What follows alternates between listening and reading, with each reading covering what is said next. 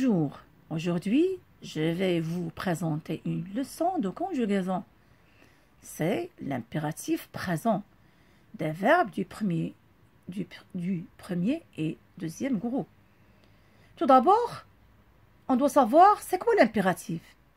L'impératif est un mode utilisé pour donner un ordre, un conseil, ou pour exprimer une interdiction, une demande ou un souhait.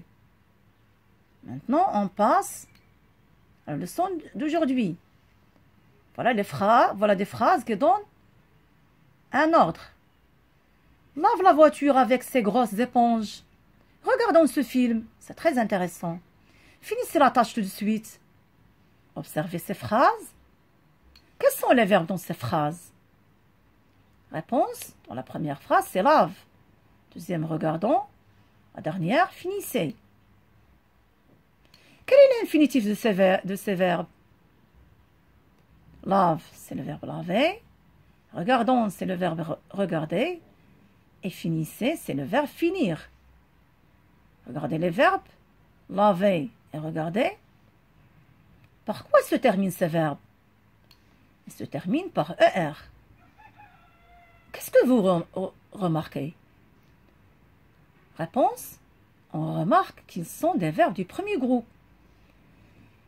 Et par quoi se termine le verbe finir à l'infinitif? Alors le verbe finir se termine par IR. Et au présent de l'indicatif, prend I2SONS à la première personne du pluriel. Donc, c'est un verbe du deuxième groupe. Regardez, dans la première phrase, il y a lave. Le verbe lave, par quoi se termine ce verbe? C'est conjugué. Il est terminé par E. Il se termine par E. Donc, il est conjugué à quelle personne? Réponse, il est conjugué à la deuxième personne du singulier. Qu'est-ce que vous remarquez? On remarque que les verbes ne sont pas précédés par un sujet et l'absence de S pour la deuxième personne du singulier. Donc, ces verbes, à quel temps sont-ils conjugués?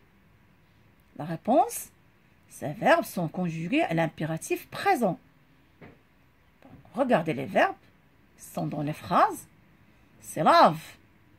Comment on a formé lave? On a pris le radical du présent, on a ajouté E.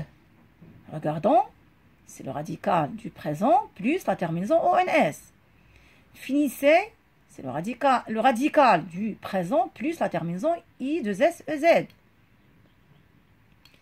Donc, pour conjuguer un verbe du premier ou du deuxième groupe, l'impératif présent, on se base sur le radical du présent de l'indicatif de ce verbe. Et on ajoute les terminaisons, bien sûr, E, ONS, EZ pour le verbe du premier groupe, IS, I2S, ONS, I2S, EZ pour le verbe du deuxième groupe. À l'impératif présent, on a remarqué qu'il y a seulement 3 personnes.